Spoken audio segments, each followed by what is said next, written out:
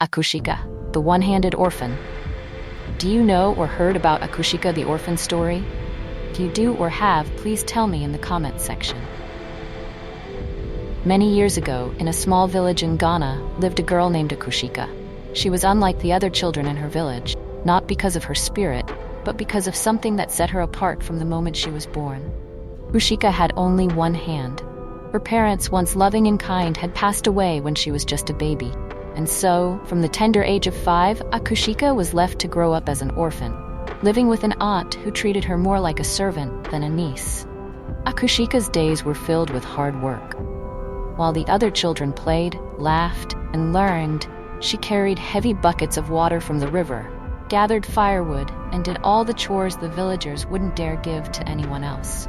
Some days, her little body ached from the weight of the tasks her aunt gave her. But she never complained, for Akushika had a heart that was as strong as her single hand. Even though the children would laugh at her, calling her names and mocking her for her missing hand, Akushika remained patient and kind. She was always ready to help those in need, even those who ridiculed.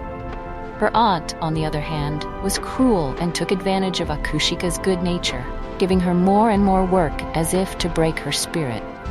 But Akushika's spirit could not be broken. One day, a great misfortune fell upon the village. A terrible drought swept through the land. The rivers ran dry, crops withered in the sun, and the once lush fields turned to dust. The villagers were terrified. Without food and water, they feared they would perish. Please consider subscribing to this channel. We promise to give you the best. Thank you for doing that. Now let's continue from where we stopped. And so, they turned to the village elders and the gods for help. The chief elder, an old man with a deep voice and wisdom in his eyes, consulted the village oracle. Oracle's message was clear but puzzling.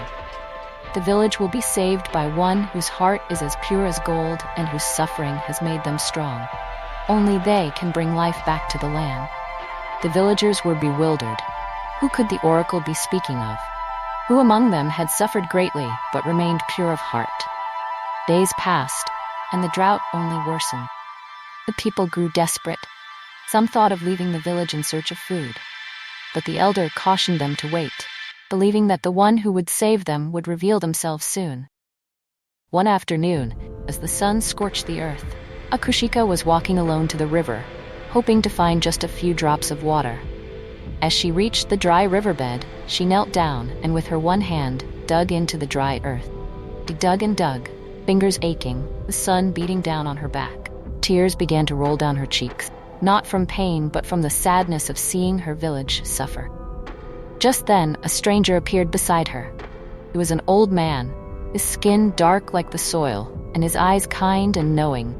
He watched her silently for a moment, then spoke softly. "Why do you cry, child?" he asked. "I cry because my people are suffering. We have no water, and I am afraid for the village," Akushika replied. The man nodded and looked at the small hole she had dug. "And why do you dig with such determination, knowing there may be no water left?" "Because," Akushika said, "even if I do not find water, I must try. I have only one hand, but I will not let that stop me from helping my village." The old man smiled, a wise and gentle smile, and said, "You have done well, Akushika. Your heart is strong, even if your hand is weak. You are the one the village needs." Before Akushika could reply, the old man vanished, leaving behind a small wooden staff at the spot where he stood. Startled but curious, Akushika picked up the staff with her one hand. As soon as she touched it, the earth beneath her began to tremble, and water started bubbling up from the hole she had dug. Akushika's eyes widened in disbelief as water began to fill the dry riverbed. She ran back to the village, shouting for everyone to come and see. The villagers gathered in awe as the river, once dry, began to flow again. They marveled at the miracle but were puzzled about who had caused it. When the village elder saw Akushika with the staff in her hand, he understood at once. "It is Akushika," he said, his voice filled with respect. "She is the one the oracle spoke of. She has suffered much, yet her heart remains pure." The villagers were ashamed, for they had treated Akushika poorly for so long. They had mocked her, belittled her, and given her the most difficult tasks, yet she had never stopped caring for them. One by one, they approached Akushika, offering their apologies and gratitude. Her aunt, too, was filled with shame and begged for Akushika's forgiveness.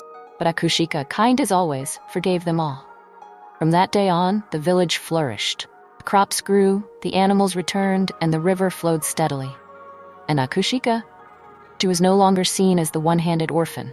Instead, she became known as Akushika the Brave, the girl who saved her village, not with strength, but with the purity of her heart. The people learned a valuable lesson: that true strength does not lie in physical abilities, but in kindness, perseverance, and the willingness to help others, no matter the hardships one faces. And so, Akushika lived happily in her village, surrounded by love and respect, for her spirit had turned her weakness into the greatest strength of all. Thank you for watching. I hope you enjoyed it. See you in my next video. Hugs and kisses.